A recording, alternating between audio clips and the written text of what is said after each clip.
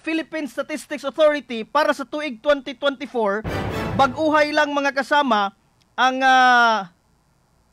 wa pa ta ka live, sir. Wa pa ta naka-live. Okay na. Sige, okay na. Naka-live na rin ta. O live ta karon sa Facebook mga kasama ha, sa ato ang page RMN Malaybalay. Hinayan sa nato ni sumakadali.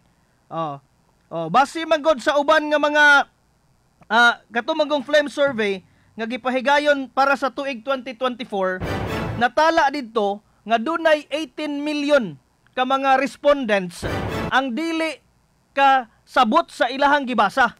Able to read and to write and to compute pero dili ka comprehend. Importante man kayo na kay unsa imuhang basahon diha kinahanglan imuha nang masabtan. If ever di na nimo masabtan, dili ta makaingon nga literate ka. Di ta maingon nga kahibalo ka kay ugaling importante man na nga able to read and to write and to comprehend mga kasama. RMN Kuskus Batikos. So muna'y usa sa mga nahimong problema karon. Muna'y problema karon sa tong nasod sa Pilipinas. 18 million, ha?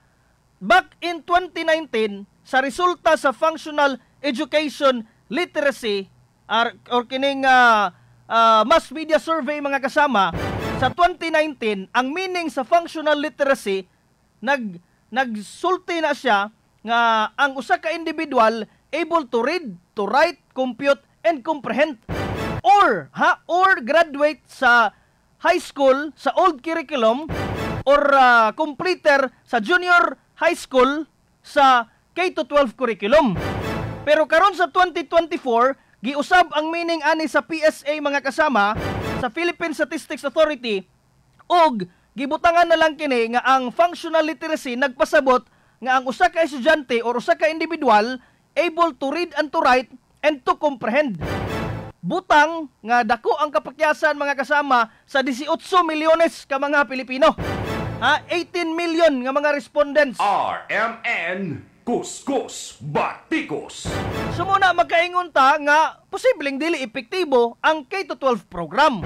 Kay nga naman, karong panahon na manggod gamay nga problema sa maestra iabot na sa social media.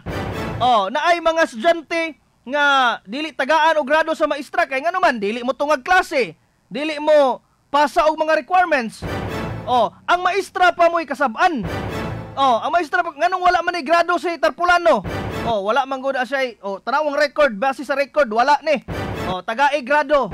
Inana ang kakahitabo ba? Unya if ever walay grado ang estudyante, ang mga ginikanan dayon dito sa social media mo padulong. Ang mga maestra taon mo'y mahimong subject sa kritisismo mga kasama. RMN Kuskus Batikos.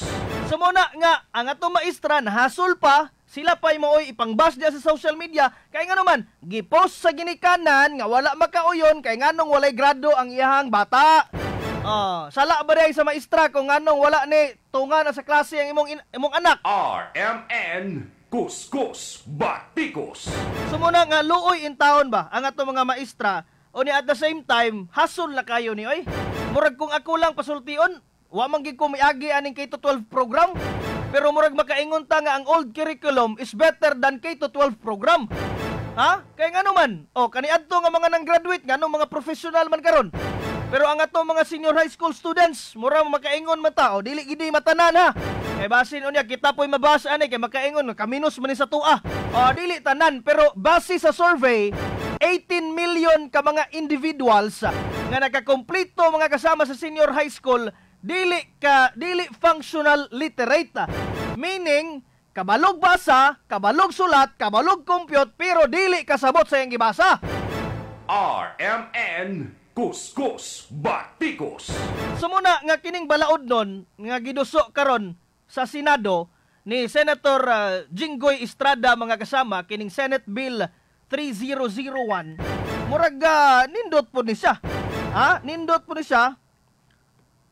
Sir Mark, ako dili manggid ko anang K-12.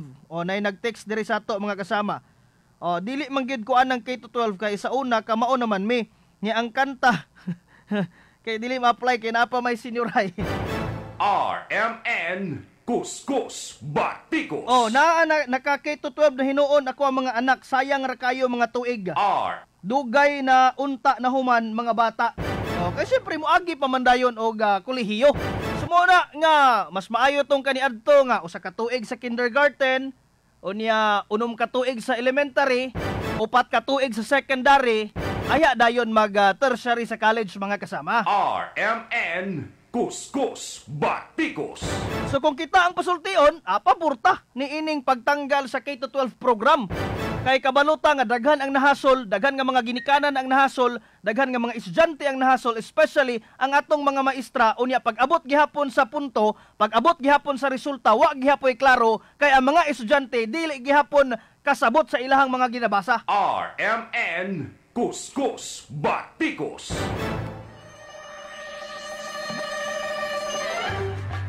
Ato aning ipadayon atong programa mga kasatuang hisgutanan sa K-12 ugma sa ato ang programa sa Straight to the Point alas 6 sa buntag hangtod alas 7 sa buntag mga kasama kay aron nga matagaan tiniga pagtagad og ayo kay karon medyo piki ang ato ang oras tungod sa mga binayran nga mga tulumanon.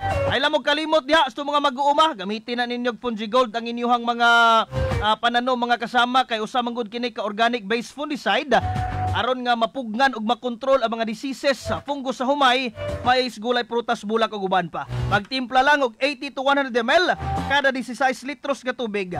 Basta Fungi Gold fungicide, basta organic Fungi Gold mapalit sa mga suking agri-supply. Ana ato mga kaigsuonan diha o kung kapsula ang inyong gipangita anina sa EXL Makabuhay Plus Dietary Supplement. Doon na kini Allium Sativum kung kining ahos mga kasama na makahatag og support sa ato ang healthy heart. Napagid kini kurkuma lungga kung kining turmeric nga makatabang og healthy inflammation response sa ato mga bukol-bukol sa kalawasan kayang tunawon sa EXL Makabuhay Plus Dietary Supplement. Sa ato mga namuhi og manok, baboy, baka, kanding, kabayo, itik ug uban pa, Vitagold Feed Supplement ang atong gamiton. Kang Vitagold Feed Supplement mga kasama, maka-enhance sa immune system ug mo-boost kini sa panglawas sa inyong mga kahayupan aron mahilayo sa mga sakit. Makatabang sa pagdako, pagbugat sa timbang ug himsog ang mga kahayupan. Ang dosage sa Vitagold usa ka kutsara kada usa ka galon nga tubig o usa ka kutsara kada 5 ka kilo nga bahog. Available sa Alticia Enterprises, G-Boy Agricultural Products Trading, Pulon Agrivit, Pau Agrivit o sa Golden Rabbit Agrivit dito sa lungsod sa Maramag, Bukidnon. Oy mga mag-uuma pod, gamiti po na ninyo inyong mga pananom sa Kaiser Amazing ug Meister Cabor, ang big 3 sa inyong mga pananom mga kasama. Aduna kini mga organ stimulants nga makatabang para sa pagdako, pagtubo sa inyong mga pananom ug syempre ang bunga mga kasama dili magkubol og nindot ang pagharvest. Kaiser Amazing ug Meister Cabor mapalit sa Palpat Agri-Supply das Barangay Dalwangan, Mount Muraya Agri-Supply sa Terminal Malaybalay sa tanang mga branches sa Good Farms, ABC Agri-Supply Valencia City, ingon man sa Bukidnon Marketing Valencia City o sa Balahaw Agri-Supply J&A Store o Rubio Agri-Supply sa lungsod sa Lantapan, ingon man sa GLT Agri-Supply sa Araca, North Cotabato. RMN Kuskus Batikos. Good morning sa itong mga Facebook Live viewers kang Tinini Itsuna dias Barangay Lagitas, kang Budloy maayong buntag, kang Mamoy Puday good morning, kang Mamoy Windy good morning kay Mamoy, kang Lilit Kugling Sungkit maayong buntag ug kang Marwin Senyoron shout out di research sa among papa ug mama nga naa karon sa Prok 5 Prok 5A Barangay Aglayan. Wala kita igong oras sa atong pagpadayon sa programang Kuskus Batikos. Mosunod ang ubang mga programa sa RMN Malaybalay. Inyo nakauban sa serbisyo publiko kini inyong radyoman Mark Mikabalo, Tatak RMN.